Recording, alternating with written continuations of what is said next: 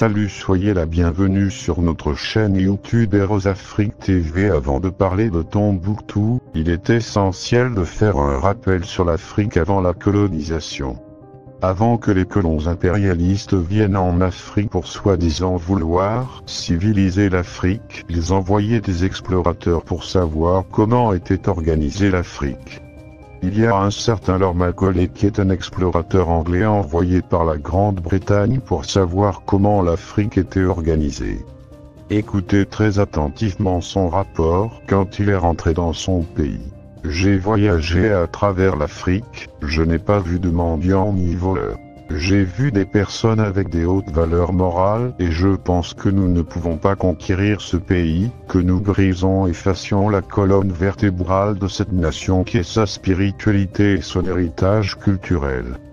Par conséquent, je propose que l'on remplace son ancien système éducatif et culturel, ainsi quand les Africains penseront que ce qui vient de l'étranger, en particulier l'Angleterre, est meilleur que ce en quoi ils croyaient, ils perdront l'estime de soi, leur culture et ils deviendront ce que nous voulons qu'ils soient, à savoir une véritable nation dominée.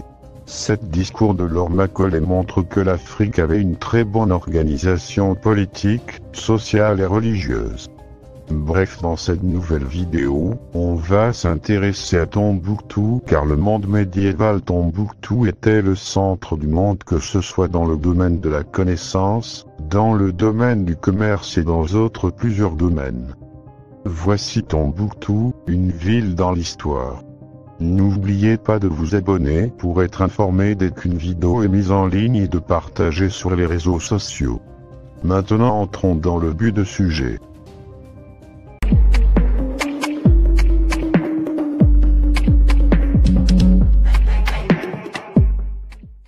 Avant tout, Tombouctou était un lieu important dans les échanges de marchandises entre Afrique de l'Ouest et du Nord bien avant le XIe siècle.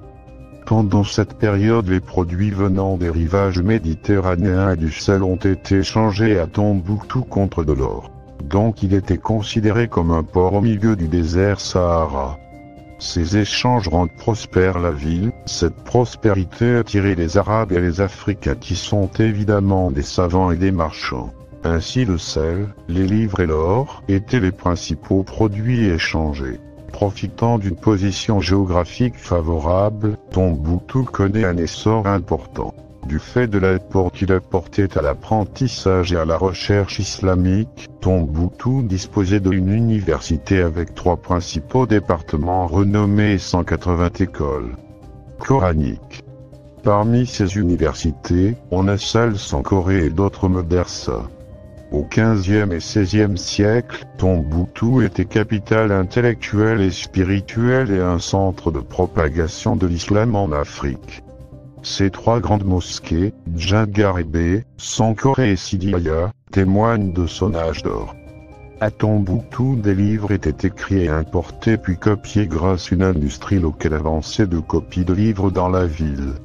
Également, les universités et les bibliothèques contenaient un grand nombre de travaux de savants. Dans cette dynamique, le célèbre érudit de Tombouctou Ahmad Baba, qui faisait partie des déportés au Maroc, a déclaré que sa bibliothèque de 1600 livres avait été pillée et que sa bibliothèque, selon lui, était l'une des plus petites de la ville. Sans doute, Tombouctou reste un véritable centre de connaissances et de commerce, au point d'accueillir tout le monde. René Caillé, explorateur français, atteint la ville légendaire de Tombouctou le 20 avril 1628. René Caillé avait l'habitude de déclarer à propos de Tombouctou: quand je suis rentré dans cette ville mystérieuse, j'ai été submergé par une incroyable satisfaction, je n'avais jamais ressenti un tel sentiment auparavant et ma joie était extrême. Barth, lui aussi explorateur de nationalité allemande, avait la même sensation envers Tombouctou. Ces témoignages lui ont valu d'être nommé la ville de la lumière, la ville du savoir ou la ville du commerce et même la ville de l'hospitalité. On ne peut pas parler de Tombouctou sans évoquer les forts de Mansa, roi des rois, Moussa, également connu sous le nom de Kankan Moussa. Il est connu comme l'homme le plus riche de tous les temps. Étant musulman convaincu des principes fondamentaux de l'islam, Mansa Moussa a été impressionné par l'héritage islamique de Tombouctou. À son retour de la Mecque, Mansa Moussa amena avec lui un architecte égyptien du nom d'Abu Ak-Sali.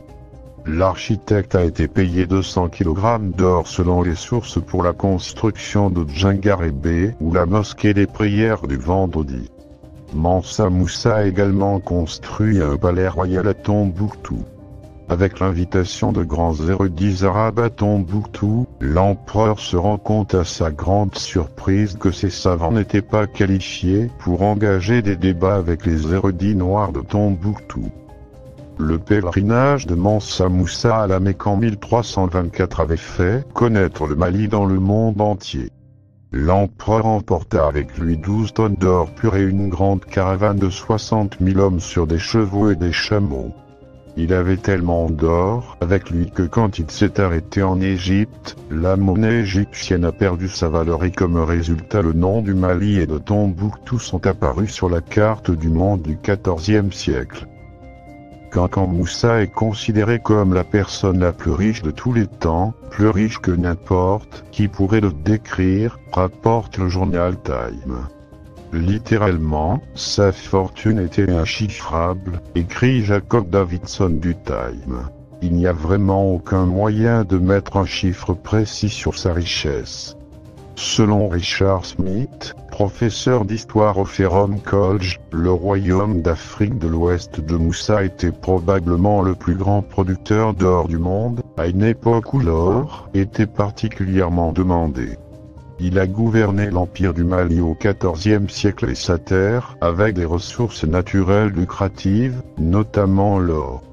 En 1893, avec la colonisation de l'Afrique de l'Ouest par la France, Tombouctou passa sous la domination française jusqu'en 1960, date à laquelle le Mali devint indépendant. Beaucoup de manuscrits de Tombouctou sont dans les musées et les universités de France. Les manuscrits mettent en lumière l'histoire africaine et ont le potentiel d'influencer la société malienne contemporaine et le monde au-delà. Ils ont une signification scientifique, diplomatique et économique considérable. Nous arrivons à la fin de la vidéo. C'était Tombouctou, une ville dans l'histoire. Il y avait beaucoup d'informations à trier pour éviter que la vidéo soit trop longue. Pour ceux qui veulent encore des informations sur Tombouctou, on va mettre le lien de la publication dans la description que nous avons fait sur Tombouctou à partir de notre page Facebook Heroes Afrique Team. Comment vous avez trouvé Tombouctou? N'hésitez pas à suggérer des améliorations à apporter et de sujets relatifs à l'Afrique dans l'espace commentaire. Nous espérons que la vidéo vous a plu, donc aimez et abonnez-vous pour recevoir d'autres contenus en temps réel. N'hésitez pas à partager pour qu'elle atteigne le maximum de monde. Merci, à la prochaine.